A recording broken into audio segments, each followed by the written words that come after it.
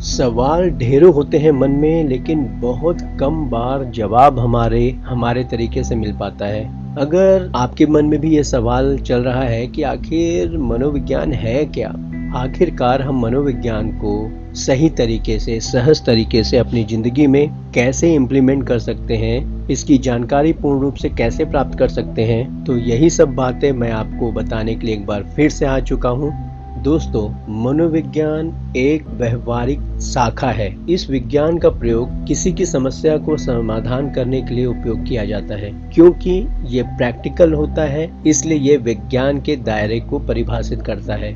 यानी कि इसका संबंध साइकोलॉजी के सिद्धांतों की, इसके शिक्षा के सिद्धांतों और समस्याओं दोनों से जुड़ा हुआ है। दरअसल मनोविज्ञान व्यवहार का वैज्ञानिक तरीके से अध्ययन करता है, जबकि अन्य तरीकों से देखा जाए तो लोग व्यवहार और उसके समाजीकरण को ही अपने सबसे ज्यादा किसी भी समस्या को समझने के लिए केंद्रित मानता है। अगर आप इसकी परिभाषा जानना चाहते हैं तो बहुत से लोग इसे अपनी अपनी भाषा में समझाने की कोशिश करते हैं और अपने अपने शब्दों के ढांचे में ढालते हैं। जैसे कि मुझे अगर समझना है कि कम्युनिकेशन क्या है, मैं जब तक आप तक उसका रियल लाइफ एग्जाम्पल नहीं पहुंचाऊंगा या मैं उसे शब्दों के आंचल में उसे नहीं ढालूंगा, तब तक शायद आपको नहीं पता चलेगा कि कम्युनिकेशन क्या होता है, संचार क्या होता है। लेकिन अगर शब्दों के ढांचे में ढाल कर किसी चीज को समझाया जाए, उसे एग्जाम्पल से जोड़ा जाए, कोई भी बात जानना और समझना आसान हो जाता है।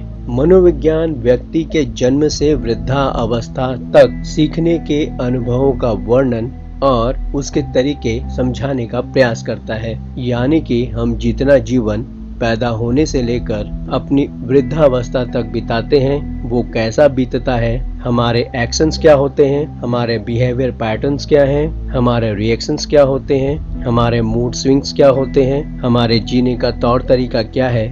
ये सारी बातें सीखने का एक अनुभव है, जिसका वर्णन और व्याख्या मनोविज्ञान करता है। जिसको कोई डीपली पढ़ने की कोशिश करता है, जिसे कोई समझने की कोशिश करता है।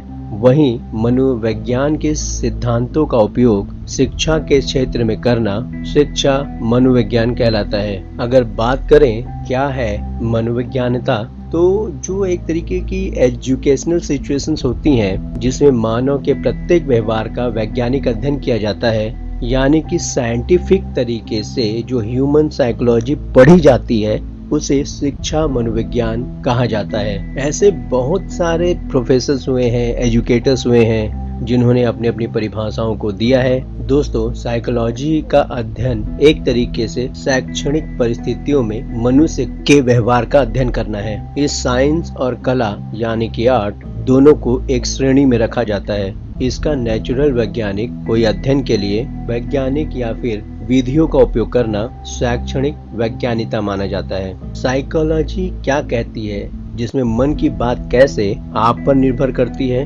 कैसे मन की बात आपकी साइकोलॉजी को डिफाइन करती है, कैसे साइकोलॉजी में छिपी मन की बात अपने आप में अहम होती है। ये सारी बातें यदि आप भी काफी लंबे समय से साइकोलॉजी को समझने का प्रयास कर रहे थे, उसके फैक्ट्स को जानने का प्रयास कर रहे थे, तो सुशील के साथ आप जुड़े रह सकते हैं और साइकोलॉजिकल प्रोग्राम को सुन सकते हैं, जहां पर पूरी तरीके से जानकारी मनोविज्ञान के बारे में दी जा रही है। आपको ये वीडियो कैसा लगा, इसमें दी गई जानकारी आपके काम की है या नहीं, मुझे कमेंट्स के माध्यम से जरूर बताएं। वीडियो पसंद आया हो तो इस वीडियो को लाइक करें, हमारे इस चैनल को सब्सक्राइब करें और नोटिफिकेशन में जाकर ऑल का ऑप्शन दबाना न भूलें, ताकि हमारी आने वाली हर वीडियो आपको समय पर मिलती रहे। मिलते हैं नई जानकारी के साथ नए वीडियो में।